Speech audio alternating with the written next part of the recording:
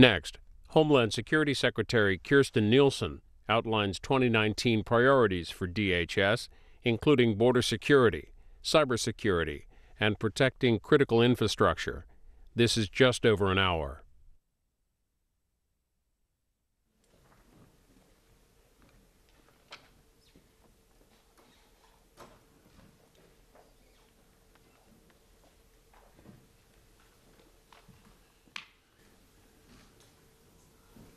Good morning. War Eagle. I know y'all don't hear that very often up here. Well, on behalf of the Auburn University President, Dr. Stephen Leith, and the Auburn University Board of Trustees, I'd like to welcome each and every one of you here this morning. I would also like to thank George Washington University for allowing us to use this venue for this morning. It's my pleasure to welcome you to the 2019 State of Homeland Security Address by Secretary Nielsen. The opportunity to facilitate this important discussion is a real privilege. Thank you for being here. And more importantly, thank you, Secretary Nielsen, for taking time out of your schedule to join us. My colleague, Frank Cilluffo, is director of Auburn University's McCrary Institute for Cyber and Critical Infrastructure Security and our Center for Cyber and Homeland Security. He has hosted Secretary Nielsen and each of her predecessors for this event since the department was created. We are lucky to have him at the helm of the McCrary Institute. The McCrary Institute uses research and scholarship to develop practical solutions for real-world problems. The Institute's mission is to fuse theory with practice and policy with technology to protect and advance U.S. interest in the areas of cyber and critical infrastructure security. He approaches solutions and he designs those to enhance security across the public and private sectors. The Institute's policy work is driven by the Center for Cyber and Homeland Security based here in Washington, D.C. The Center is a nonpartisan think tank that develops innovative ideas and solutions to current and future threats to the United States. It accomplishes its mission by convening events such as this one, by publishing policy-relevant analysis, and by providing expert testimony to Congress on critical issues and challenges that are related to cybersecurity, critical infrastructure, counterterrorism, and homeland security. Together, the Institute and the Center help advance Auburn's mission and our ambition to be a national leader in cyber, infrastructure, and homeland security. They also innovate in those areas that matter most. Turning now, though, this morning to Secretary Nielsen, it is my honor to introduce her. She was sworn in as the 6th Secretary of Homeland Security in December of 2017. She previously served as White House Deputy Chief of Staff. She joined the Trump administration in January of 2017 as Chief of Staff to then Secretary of Homeland Security John Kelly. In that position, she advised the Secretary on all operational, policy, and legal matters, including counterterrorism, cyberterrorism, cybersecurity, and border security. Secretary Nielsen has also served in the private sector, focusing on a range of homeland and national security matters, including preparedness strategies and policies to prevent, protect against, and respond to catastrophic events, with a focus on critical infrastructure and interdependencies that go with that. In 2004, she was commissioned by President Bush to serve as a special assistant to the President for Prevention, Preparedness, and Response on the White House Homeland Security Council, where her responsibilities included the development, coordination, and oversight of U.S. government homeland security policy. She has also served as the chair of the World Economic Forum's Global Agenda Council on Risk and Resilience. She is an attorney by training, and in past she has served as a senior fellow with the Center for Cyber and Homeland Security. In other words, she has walked the walk in many different facets that we will talk about today. Please join me in welcoming our moderator, Frank Cilluffo, and Secretary.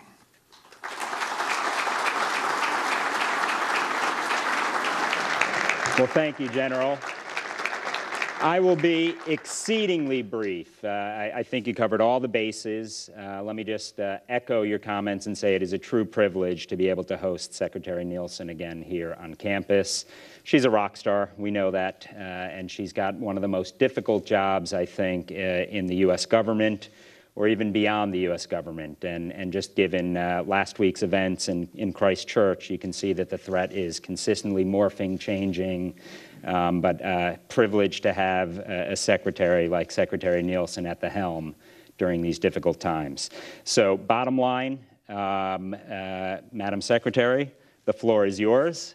Thank you for coming back on campus, and I look forward to moderating a Q&A with you afterwards.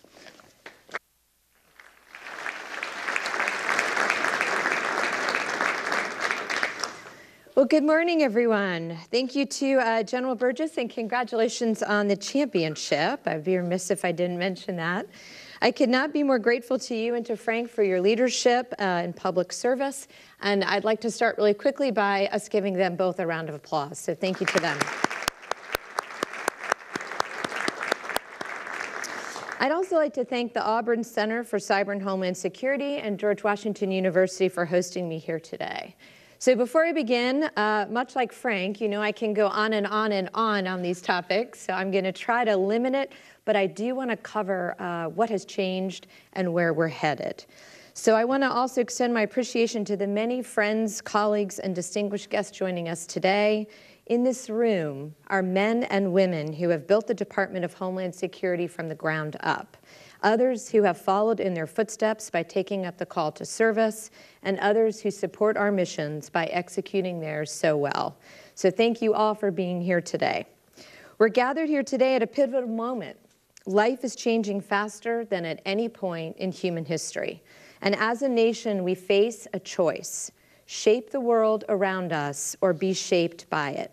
We cannot hide from the future. If we do, history will judge us harshly. That is why today it is my duty to report that, although the overall security of the homeland is strong, the threats we face are graver than any time since September 11th, 2001. The ground beneath our feet has shifted, our enemies and adversaries have evolved, and the arms of government are simply swinging too slowly to protect the American people. Let me be clear, we are more secure than ever against the dangers of the last decade, but we are less prepared than ever for those that will find us in the next. That is why under this president and during this administration, we have made a decision to shape the world around us, to create an environment that is favorable to U.S. interests, to put America's security first, and to dramatically enhance the way we defend the homeland.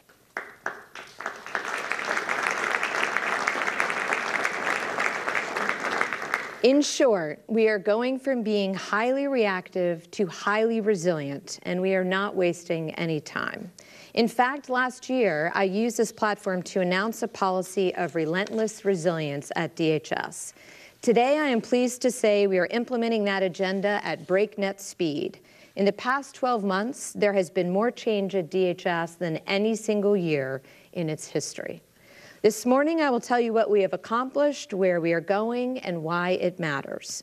I will preview our bold new strategic plan by walking you through a few of the department's overarching goals. DHS was created to fight one primary generation-defining struggle: the war on terror. But we now find ourselves defending against emerging threats on new battlegrounds. Not only are we still facing the insidious threat from global jihadists, but we are under siege from transnational criminals, faceless cyber thugs and hackers, and resurgent nation-state rivals. The battle state is constantly in flux, flipping from the physical world to the virtual world and then back again, all in the blink of an eye. Today, I am more worried about the ability of bad guys to hijack our networks than their ability to hijack our flights. And I am concerned about them holding our infrastructure hostage, stealing our money and secrets, exploiting children online, and even hacking our very democracy. These aren't wars that we can fight in slow motion through meetings, memos, and endless discussions. If we don't anticipate, adapt, and move quickly, we will lose, period. The idea that we can prevail with so-called whole-of-government efforts is now an outdated concept. It's not enough. We need a whole-of-society approach to overcome today's threats. Why? Because it's not just U.S. troops and government agents on the front lines anymore. It's U.S. companies, it's our schools and gathering places, it's ordinary, everyday Americans. Threat actors are mercilessly targeting everyone's devices and networks. They are compromising, co-opting, and controlling them.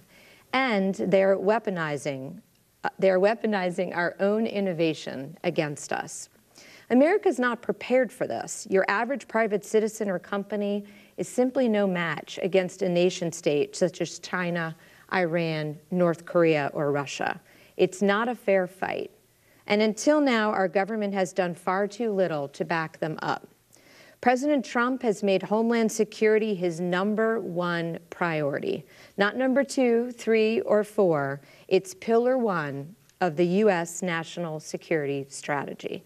And as Secretary of Homeland Security, I am running with that mandate to obtain the resources, to secure the authorities, and to execute the changes we need to fully transform Homeland Security and give the American people the protection they deserve.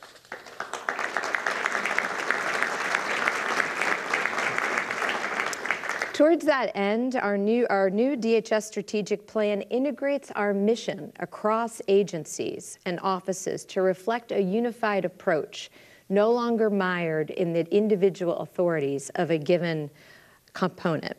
The first goal is to combat terrorism and homeland threats. Our department was built in response to a complex, coordinated, and catastrophic terrorist plot. And we continue to do all we can to ensure we know who is traveling to the U.S. and to prevent nefarious actors from carrying out attacks on the homeland. To thwart terrorist plotting, DHS has recently put in place some of the most sweeping security enhancements in a decade. We have instituted tougher vetting and tighter screening in the travel system to prevent terrorists from infiltrating the United States, in addition to instituting the biggest aviation security enhancements in years. This includes sophisticated measures to detect concealed explosives and insider threats. This year, our new National Vetting Center will become fully operational. It will fuse law enforcement data and intelligence from across the government to detect dangerous individuals seeking to reach our territory.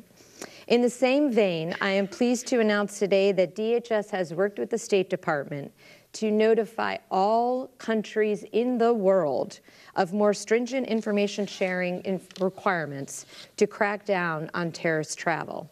Governments who work with us will make the world safer from extremists, and while those who fail to comply will face consequences. But these major improvements are not enough. Fanatics have innovated. They have realized terror can be done on the cheap and spread virtually, using simple online instructions and household tools. With the rise of ISIS, the phenomena of do-it-yourself mass destruction was born, and Homeland Security hasn't been the same ever since. 2 years ago on Halloween, I remember receiving a White House Situation Room report that a truck had driven a mile down a bike path in New York City, mowing down cyclists as it went. Nearly 20 pedestrians were killed or injured before the carnage ended that afternoon. Claimed inspiration from ISIS and followed the terror group's instructions to the letter. If you can't join us overseas, stay in your homeland and kill, using any means possible. Despite losing territory, the group's reach remains global. Just last week, the FBI arrested a Georgia woman tied to the United Cyber Caliphate, a hacking and propaganda wing of ISIS. The woman allegedly helped the group promote online kill lists featuring U.S. soldiers, government officials, and private citizens. One posting, which included the personal information of potential targets, offered a simple and chilling instruction: kill them wherever you find them. My department assesses that the primary terrorist threat in the United States continues to be from Islamic militants and those they inspire. But we should not and cannot and must not ignore the real and serious danger posed by domestic terrorists. They are using the same do-it-yourself mass murder tactics as we saw with the horrible assault last week in New Zealand against Muslim worshipers. Attacks on peaceful people in their places of worship are abhorrent.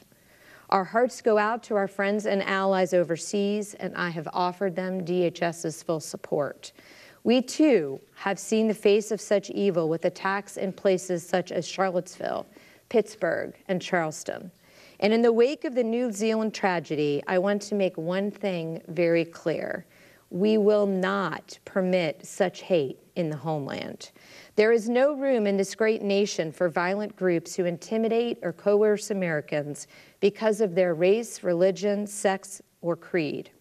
We will counter violent extremists with the full authorities of this department, and we will work with law enforcement partners to bring domestic terrorists to justice.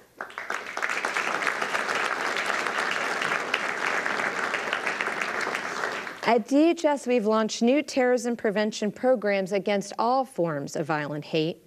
We are sharing more information with local authorities. We have worked with social media companies to crack down on terrorist propaganda online, and we have ramped up soft target security nationwide, with a particular focus on protecting schools, large events, major gatherings, and places of worship.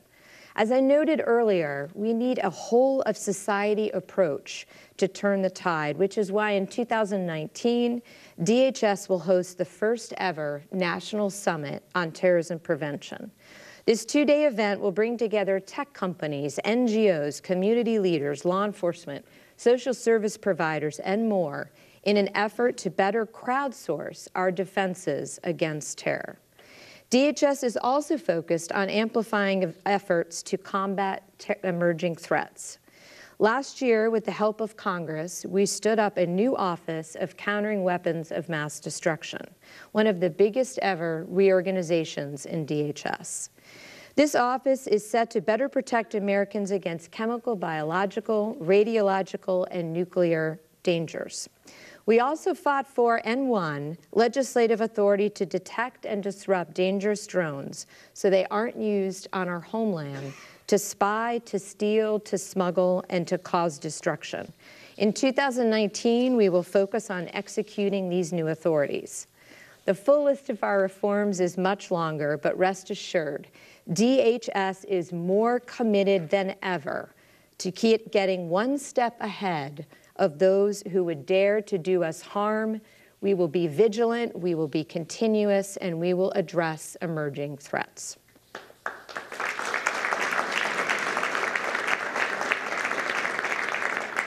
At the same time, we cannot lose sight of our most basic obligations to the American people, reflected in the second goal of our strategic plan, to defend U.S. borders and sovereignty.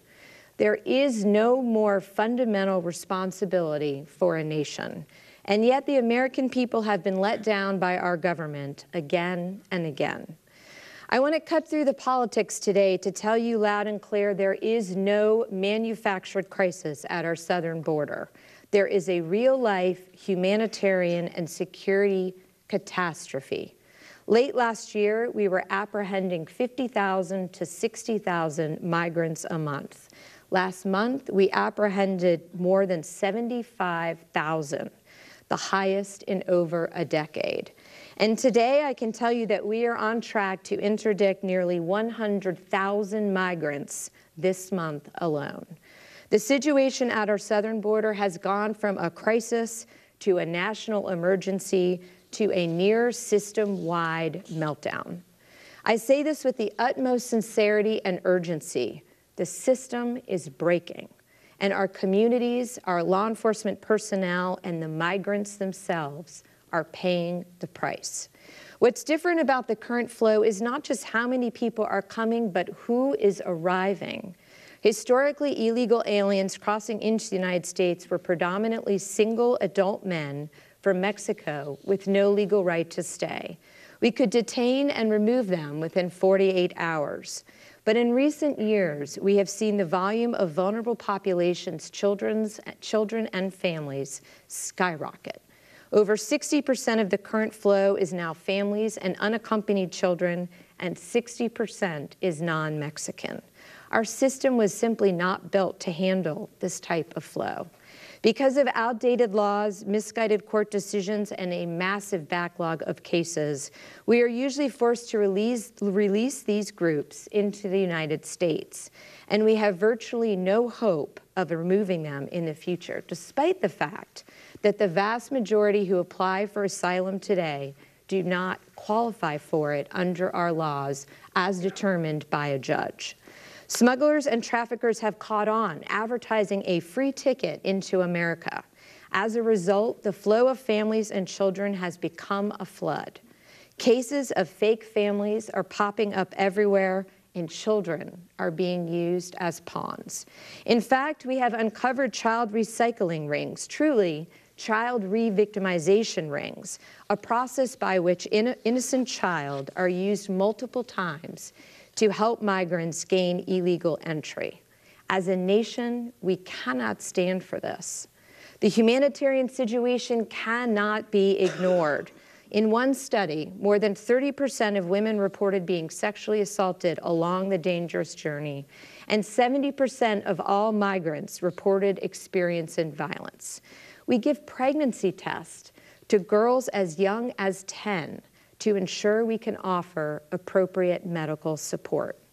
Smugglers and traffickers are forcing people into inhumane conditions, demanding extraordinary sums of money and putting lives in danger. They are not humanitarians. They are swindlers, and they are making it harder for us to identify those who actually need our protection. And given the brutal journey and travel conditions, children are arriving at the border sicker than ever before. Make no mistake, though, this is also a security crisis. Criminals are using the situation to line their pockets while gangs are exploiting the loopholes to bring in new recruits. And we are seeing the spread of violent crime and drugs, the majority of which come into our country via the southern border, both at and between ports of entry. What's worse, last year, we identified tens of thousands of convicted and wanted criminals attempting to cross. And those, of course, are just the ones we know about. So what are we doing about it? The DHS has built the first border wall to go up in a decade. We are building more and have plans for hundreds of new miles to block illicit goods, illegal entry, and help ensure a safe and orderly migrant flow. We have worked with the Pentagon to deploy thousands of troops to the southern border. We have worked with the Justice Department to prosecute single adults who cross illegally. And we have engaged the Northern Triangle countries to address the challenges at their source. And this month, I am happy to report that we expect to sign a historic first ever regional compact with these nations to counter human and drug trafficking, smuggling, and irregular migration. This is something I have been pushing for years and is long overdue. We have also stepped up efforts to protect women and children from being abused, kidnapped, sexually assaulted, and exploited on the journey, and to provide support to survivors. We are doing more to dismantle transnational criminal organizations, and we have intensified operations to seize illegal drugs, especially opioids. I am also looking at ways to help at-risk migrants apply for U.S. asylum from within Central America, rather than embarking on the treacherous trek to our border. We must find ways to help vulnerable populations sooner in their journey north. But it's simply, my friends and colleagues, just not enough. Our laws are not keeping up with the migrant flows, and until they are fixed, the situation will only get worse and more heartbreaking. We need Congress to stop playing politics and do what's right. We need Congress to change the law to allow us to keep families together throughout the immigration process, to ensure the safe and prompt return of unaccompanied children to their home countries, and to reverse the court ruling that directs dangerous criminals to be released into our communities.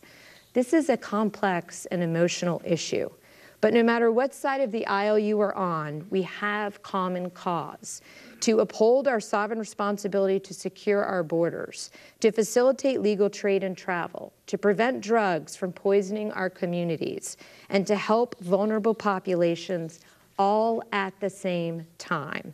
While we wait for Congress to do its job, I must say that I could not be prouder of the men and women of DHS who continue to do theirs with professionalism and compassion.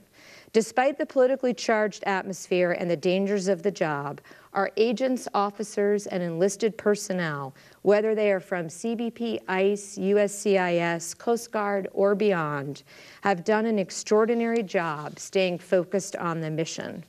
They are seizing drugs on the high seas. They are identifying fraudsters applying for visas. They are investigating vast criminal networks across our country in the physical world and on the dark web.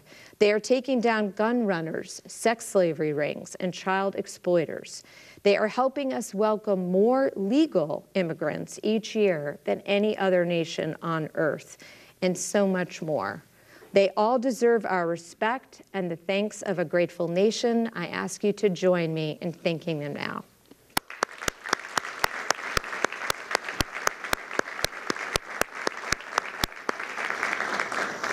I want to briefly tell you about someone who exemplifies these committed efforts, Homeland Security Investigation Special Agent Alicia McDonald. Just last April, Agent McDonald and her colleagues executed high-risk arrest warrants against gang members tied to the Mexican mafia. They apprehended individuals linked to at least 7 homicides. Because of her meticulous police work, these violent criminals are now off the streets. Epitomizing the dedication of DHS employees, Agent McDonald was 8 months pregnant when she led a multi-location search and arrest mission as part of this investigation, and during her 3 months of maternity leave, she continued to work from home on her own time and on her own volition to ensure these gang members were brought to justice in the courts. Special Agent McDonald is here with us today. I believe I'm hard to see, but I think she's right there. You are. Alicia, please stand.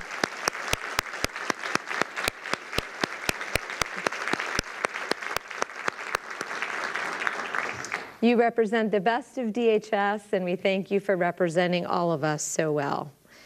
On top of my list of threats, that many of you can guess, the word cyber is circled, highlighted, and underlined. The cyber domain is a target, a weapon, and a threat vector all at the same time. That is why another goal in our strategic plan is to secure cyberspace and critical infrastructure. Nation states, criminal syndicates, hacktivists, terrorists, they are all building capacity to infiltrate and undermine our networks. They are weaponizing the web. For instance, in the past 2 years, we witnessed North Korea's WannaCry ransomware spread to more than 150 countries, holding healthcare systems hostage and bringing factories to a halt. And we saw Russia probing our energy grid, compromising thousands of routers around the world, and unleashing NotPetya malware, which wreaked havoc as one of the costliest cyber incidents in history. I could go on for hours, but what worries me is not what these threat actors have done, but what they have the capability to do.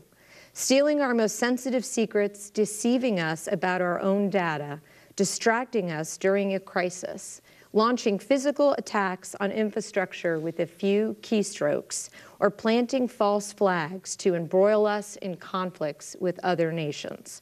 The possibilities are limitless, but the time we have to prepare is not. To get ahead of our adversaries, we released the first DHS cybersecurity strategy last May. This was only step 1. Step 2 is partnership. I've said it many times, but it bears repeating. In our hyper-connected world, if we prepare individually, we will fail collectively. So DHS held a first-of-its-kind National Cybersecurity Summit in New York City last summer. We brought together CEOs from some of the largest companies in America. hundreds of senior risk and security officers, multiple cabinet members, and Vice President Pence to take a clear-eyed look at America's cybersecurity posture. The gathering produced real results. Participants took action to deepen partnerships, break down barriers, and better integrate our collective risk management efforts. We announced the formation of the National Risk Management Center, a premier forum for government and industry to collaborate against evolving digital dangers. And in the months that followed, we took an even bigger leap. We consolidated and strengthened federal efforts to protect our nation's digital networks. And with congressional authorization, we established the landmark Cybersecurity and Infrastructure Security Agency at DHS.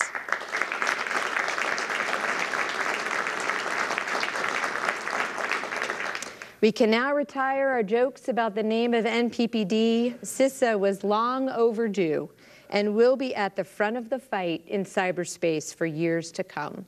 But strategies, partnerships, and organizational change will still only get us part way. So we've ramped up operations to keep intruders out of our networks. First and foremost, we've driven a change in U.S. policy to replace complacency with consequences. We have made clear we will no longer accept malicious cyber interference. We are fighting back in both seen and unseen ways, including publicly attributing cyber attacks to the perpetrators, levying sanctions, and delivering other consequences. This has sent a powerful message to online adversaries, especially nation states. America has had enough, and we will not hesitate to punish you for compromising our networks.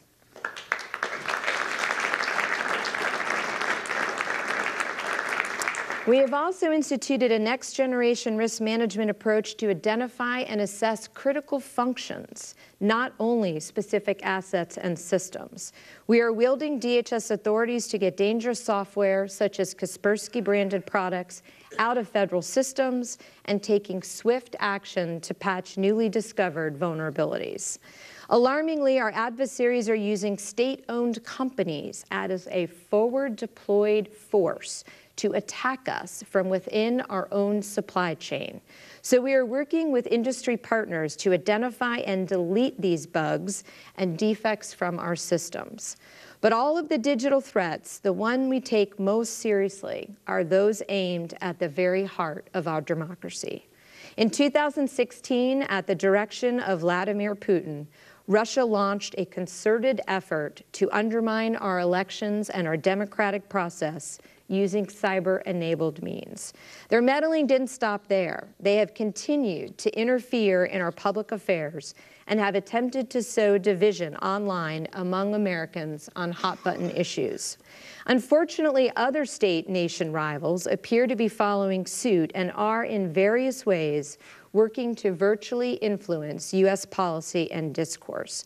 So let me just send one last message to our cyber adversaries. You cannot hide behind your keyboards and computer screens. We are watching you. And no matter what malware you develop, I promise you, the engines of our democracy are far stronger and far more resilient than any code you can ever write.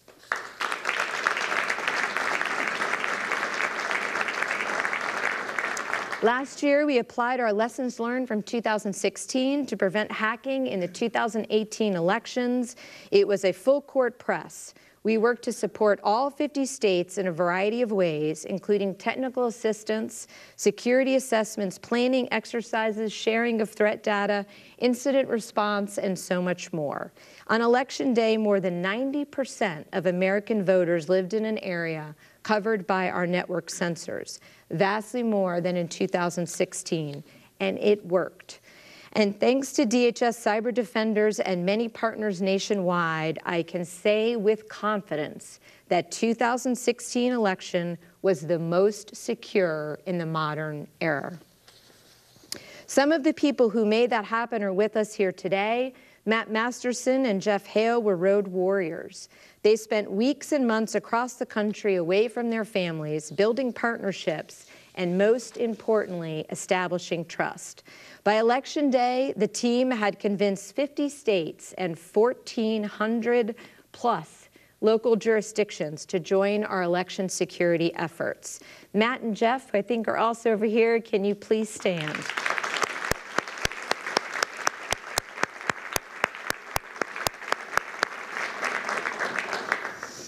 Now we have our eyes on the next election and are launching Protect 2020, a new initiative designed to get all states to a baseline level of election infrastructure cybersecurity well before the next vote.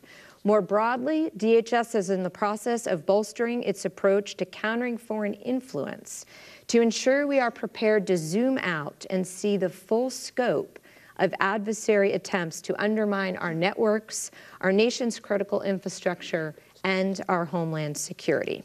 But it's not just bad guys we are focused on. Mother Nature has been extremely active too. And when disaster strikes, when a family loses everything, DHS and FEMA are often among the first to lend a helping hand.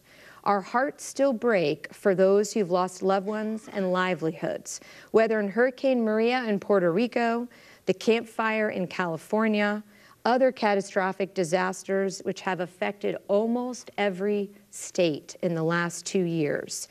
We have opened 138 major disasters since the beginning of this administration.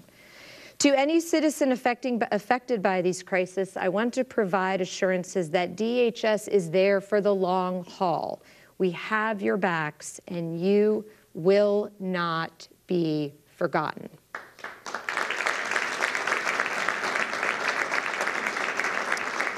We have delivered record-breaking levels of disaster assistance to Americans in the past 2 years, including putting $7 billion in the hands of disaster survivors, more than the previous decade combined. And in response to recent catastrophes, we are implementing a new vision focused on making America better prepared for the worst. FEMA is investing substantial resources to build more resilient communities. We are forward deploying federal personnel nationwide, so they are working side by side with state and local officials well before disaster strikes. And we are expanding alert systems so that we can warn citizens faster and more completely. I've covered only a few areas of our forthcoming strategic plan, but I can assure you, in ways large and small, we are undertaking transformation to build DHS for a new age. So whether it's the work we do to stop unfair trade practices, to prevent thieves from compromising our financial systems, to protect our nation's leaders, or to defend our waterways against criminals and foreign powers, DHS is casting aside stagnation for adoption, convention for nimbleness.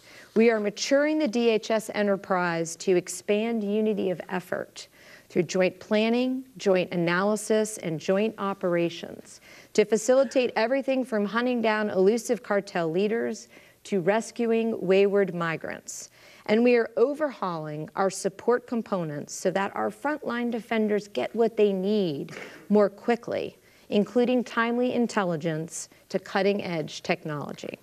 I want to close today by announcing a major milestone. For many years, since our founding, in fact, DHS agencies have operated in temporary spaces in offices scattered throughout D.C. A relic of our early days, it's even hard for me to believe when I read this, a relic of our early days when nearly 24 organizations were merged. This has made it extraordinarily difficult for our 240,000 employees to work together as one team. You may have noticed, however, a large construction project across the river, one of the largest government construction projects, in fact, since the Pentagon. This is the St. Elizabeth campus. And I am pleased to announce this morning that in less than a month, it will serve as the base of operations for a more focused, a more unified, and a more effective and consolidated Department of Homeland Security.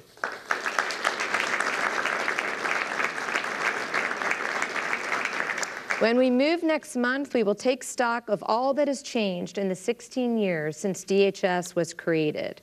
And we will take a moment to remember those brave souls whose loss on 9/11 ultimately gave life to a department charged with protecting the American people. You see, the Department of Homeland Security was born from bravery. Our forefathers and mothers are firefighters who rushed into burning buildings. They are first responders who carried victims out of skyscrapers that crumbled around them. And they are airline passengers who rushed a cockpit to save the lives of strangers whom they would never know. These are the people who truly founded DHS. And I am proud to say that the men and women that I lead are worthy of this heritage.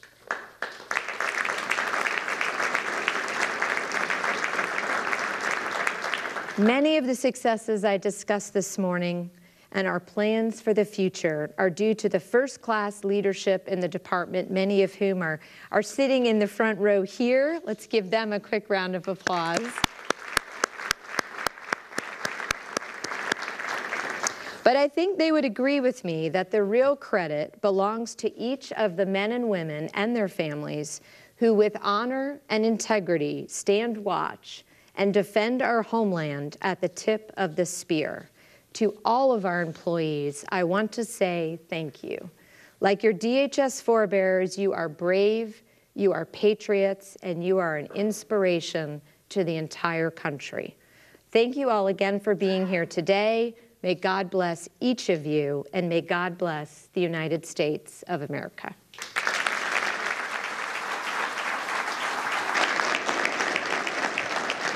Madam Secretary,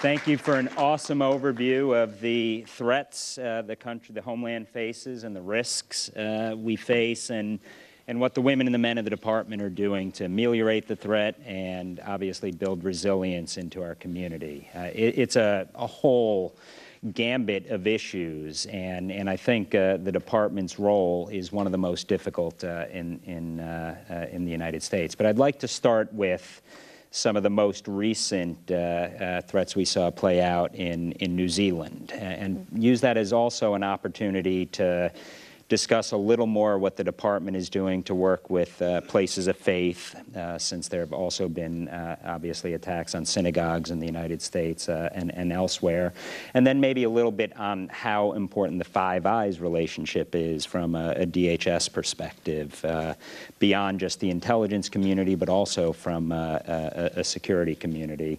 And then to add a third twist to that, a little bit of a preview of the terrorism summit you will be hosting later this summer and how that all comes together. You got it in no particular order.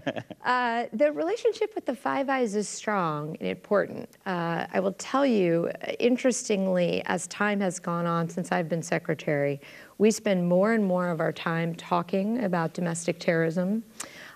We spend more and more time talking about different threats in the cyber realm, including child exploitation and the very unfortunate new ways that predators can exploit them. But we also talk about the importance and what it really means of freedom. Freedom to gather, freedom to enjoy with friends and family in gathering places, whether that be at church or a sporting event or at a mosque, as we recently saw. So together we're sharing, we're working on best practices. We're working very closely with the private sector to pull down terrorist content from the internet. And the summit is sort of an expansion of that. The concept there is that whole of society approach that I mentioned. How do we bring everybody together, multidisciplinary, multi-government, every different walk of life, to understand perspectives to not only prevent radicalization and leanings toward violent extremism, but to perhaps provide off-ramps, to find other ways that those who might otherwise choose violence to be able to express themselves. Those partnerships are key, but I hope that everyone will join us. We want to hear from everybody and learn from the different insights and experience. Thank you, Madam Secretary. And I'll use that as a launch pad to look at the elections and look at some of the lessons we learned from 2018, what that could mean for 2020. And you discussed the partnership on counterterrorism-related efforts in terms of working with social media. How does that play in with foreign interference?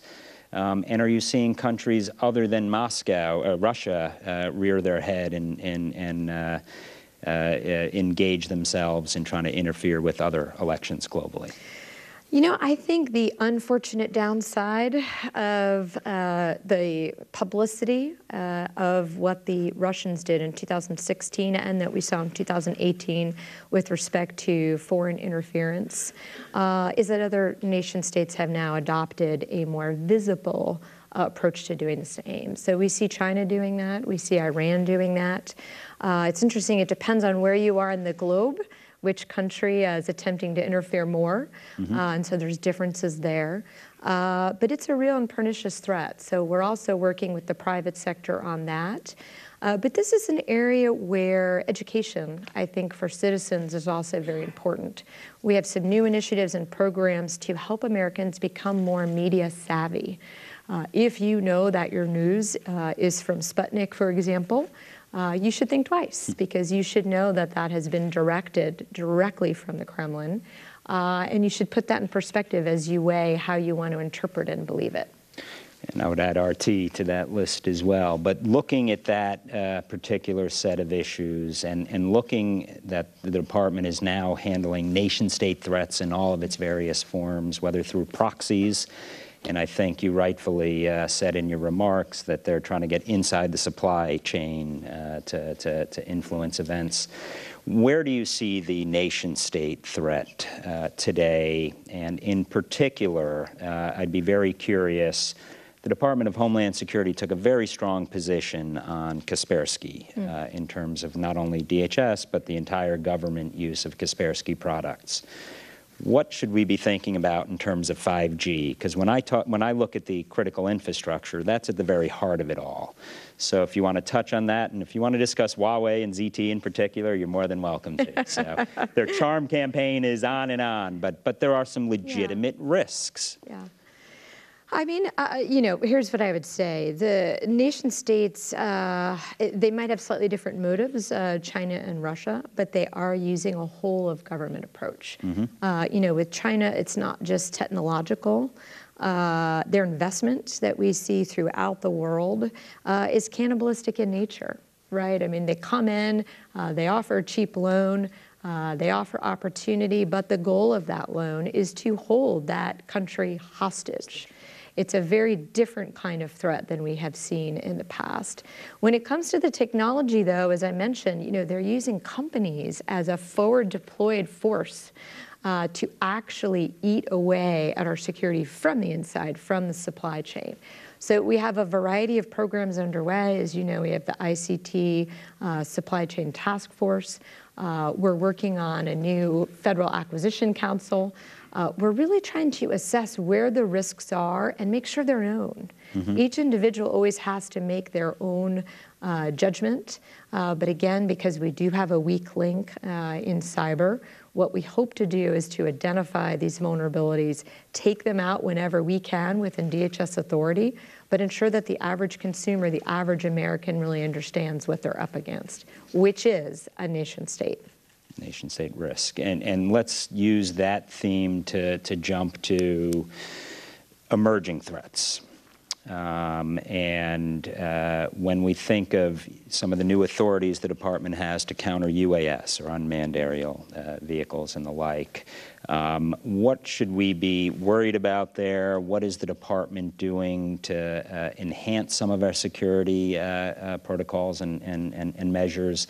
And particularly some lessons learned from maybe the most recent national security special event with the Super Bowl in Atlanta, whether or not you got to experiment with new technologies, new procedures, and how successful they've been for, because I mean, crowded spaces and stadiums, that will always be at the top list of risk and threat, whether it's in places of faith or whether it's at rock concerts or whether it's in stadiums. What should we be thinking about there? You know, I think drones is a great example of where technology itself is not good or bad. You know, we use drones in the department as a force multiplier. We use them for disaster response. We use them to help us understand threats on the southern border. We use them, many states and localities use them to help fight fires. The flip side, of course, is that a nefarious actor can take a otherwise ubiquitous technology and use it against us. So we see them dropping phones into prisons. So we see them smuggling drugs across the border. We see them surveilling, disrupting our technology. You have seen the use cases out of Asia where drones fly by a multi-storied building, mimic the printer, and suddenly everything you're printing is captured by the drone. This is a very difficult threat to cover down on because of our open society in the United States. We're working closely with the FBI and the Defense Department to make sure that we have the technology to address this in a civilian arena. We did try out some new defenses over the Super Bowl. We did see drones over the Super Bowl. Great credit to the city and to the NFL for partnering very closely with us. I think all would say we had a very good effort, but continuing to understand how that threat is being used and then to develop particular mitigation and countermeasures is important. And to swing back to 5G, I could say the same. I mean, we don't yet understand what 5G will be. It's truly a next generation technology. It'll enable automation, smart cities, capabilities that we cannot yet conceive of. There'll be a huge positive side to that, but we have to quickly understand the potential vulnerabilities it could introduce. And the attack surface grows exponentially. Absolutely. And if you're building a secure system on quicksand, that could be a problem. So I'll ask one more cyber question, then I'll get to some of the Northern Triangle border questions. But where do you see the Department of Homeland Security fitting into the broader deterrent question? And as you know, Madam Secretary, this is a pet rock of mine. So unless there are consequences for bad behavior, you're going to see more and more and more bad behavior. And I think we are starting to levy some consequences in terms of prosecutions and indictments and naming and shaming, which I think is very important, and limiting people's ability to travel. But I sometimes feel like we don't have the offensive coordinator communicating with the defensive coordinator into a head coach kind of role. Where do you see the department fitting into that? And then more broadly speaking, the U.S. government approach to dissuading, deterring, and if need be, compelling bad cyber behavior? So we have to use everything we have. Because without consequences, there is no deterrence. It's that simple. We all know that. I mean, that's the basis of law enforcement. So as you say, we're using financial, we're using diplomatic, we're using any sanction in the toolbox. But at DHS, we will use binding operational directives when needed to take particular companies or technology out of federal systems. And then we will do all we can to encourage the private sector to do the same. So I think it needs to be coordinated as you described. The good news is I signed the first ever MOU with the Department of Defense last year with Secretary Mattis. It has really helped us knit together and leverage each other's capabilities. We analyze the threat together. We're in each other's op centers. We help bring what the department knows to the private sector as well. But should anything happen, we are right there ready to respond with surge forces identified and ready to go. Awesome. And I do think the lash up between DHS and DOD is actually already yielding some positive fruit. So kudos on that. Let's go to the Northern Triangle and sort of if you can give sort of a snapshot or a situation report of what's playing out there in the Western Hemisphere. And also, where do you see the threat going from here? Is it going to get worse? Is it going to improve? And then subsequently, on the counter-narcotics side, obviously illegal immigration is a concern, but on the counter-narcotics side, you've been leaning forward, and I'd be curious to hear what your thoughts are. Yeah, I think what we're trying to do, so on the threat side first, we're trying to lean forward on drugs, on trafficking, on smuggling, and exploitation of all the vulnerable populations. Unfortunately, we see all of that growing. The TCOs and the smugglers are not humanitarians. It's a business, and unfortunately, business is booming. So we have to find ways with our partners to just take them down. That involves removing their marketplaces from the dark web, It means eliminating all of the middlemen who provide IDs, travel patterns, information, the actual contraband itself. It's a very decentralized approach these days. We need to not play whack-a-mole, but take down the entire network. The Northern Triangle countries are willing to help. They see the threat perhaps in a more pronounced way than we do. Whenever I speak to them, the two main things that they raise, one are what they refer to as extracontinentals. We might refer to them as special interest aliens, but those who have patterns that are travel patterns that are suspicious or like that of a terrorist. They're from the Middle East, they're from Africa. To the Northern Triangle countries, it does not make sense why they would be traveling to a country in South America and then traveling all the way up Central America for the purposes of quote-unquote seeking asylum. So it's very concerning to them. So we're working very closely with them and will through this compact to share information so that we all know who's traveling. And hopefully understand what their intent is. But the other half is the humanitarian side, the focus in particular for them being on children. You know, all three of the governments have said, they want their children back. They want to welcome their children home to their families and their communities. But the law, if you are a non-Mexican child, does not allow the Department of Homeland Security to send the children home. We have to keep them in the U.S., put them in HHS care, and then HHS does the yeoman work of providing a suitable and safe sponsor. But the countries themselves want their young to come back and build their countries. So they've asked us to change our laws to help so that we do not put children at risk. So, Madam Secretary, I think we have time for another question, and I'd be curious in terms of some of the cooperation with the private sector from a critical infrastructure perspective. And you mentioned the new National Risk Management Center, the NRMC, and I think the focus on lifeline sectors is a very smart way to go. Not to suggest that if everything's critical, nothing is, but the reality is they're all very important. But some truly from a public safety, national security, and economic security perspective are more critical than others. So I'd be curious where you see that going, and ultimately they're on the front lines of this war. And in addition to sharing more information, do you see more combined cooperation between some of the most critical infrastructure owner-operators in the department? And I think CISA is also yielding some fruit now that it's more than just a name change, it's more than just branding. And I'd be curious where you see all that going. And I mean, you come to the job with amazing expertise on the cyber side. So what surprised you on that side, right? We need to do more, right? We need to take it to the next level. So I think we've been through the let's partner. We've been through the let's share information. We even have built in here are some countermeasures and way to mitigate against the vulnerability and threat information that we're providing you. But now we need to operationalize those partnerships. And what I mean by that is stand shoulder to shoulder, and not just in response, which we often do in many of our mission sets, but on the front end. So, you know, FEMA is putting people into the field. The PSAs are in the field. We have cybersecurity advisors going into the field. TSA, Coast Guard, I mean, most of our components already have substantial presence throughout the United States and the world. We have 2,000 DHS folks deployed around the world.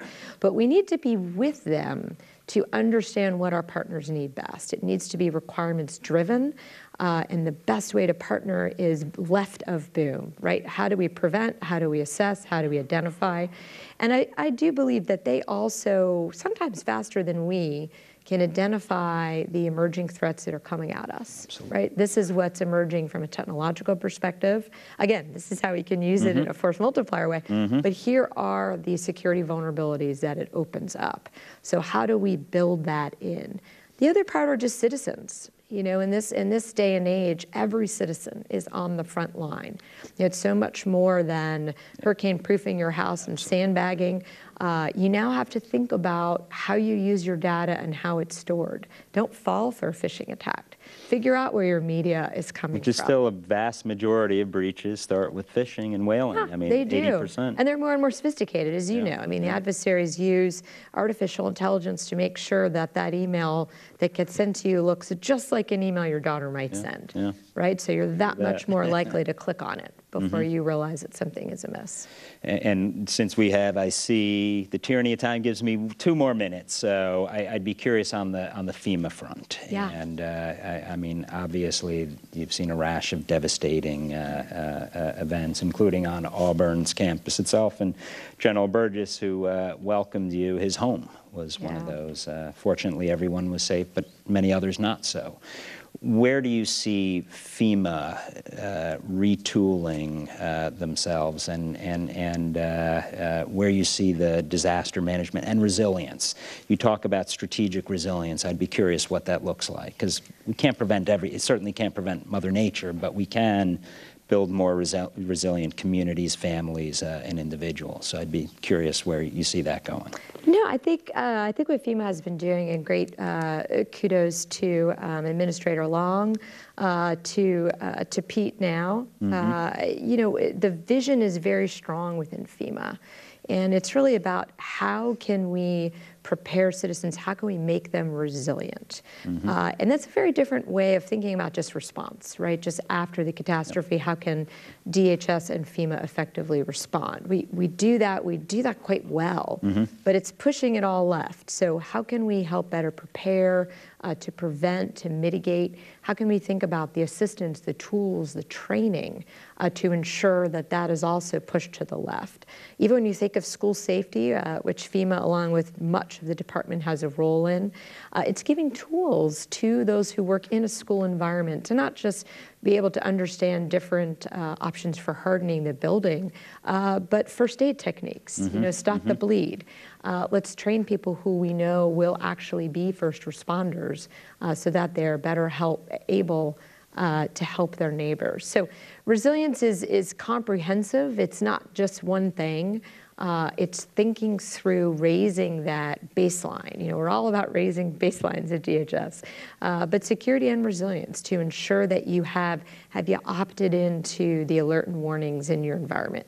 Do you know what local officials to listen to in an emergency? Do you know what threats are likely to occur in your area? You know, get smart, spend the time, be ready. And very last question on the aviation side, and you're a very original plank holder of what pre-Department of Homeland Security, actually, even at TSA. Where do you see the aviation threat going, and more importantly, looking ahead, what TSA may be doing to try to stay, again, left of boom, but also technology changes, human nature remains consistent, understanding where some of these pieces come together. You know, TSA, I've so many components like this, but TSA is one of those components that, because they do their job so well, they're often not recognized for it, meaning they have done so much to enhance security over the last 2 years. It really is night and day. Yeah, but to meet the emerging threats, and not just within the United States, but the partnership and the effort that has gone into ensuring that those security enhancements are shared throughout the world has been astonishing. A lot of modeling, a lot of R&D, a lot of understanding the new threats as they evolve.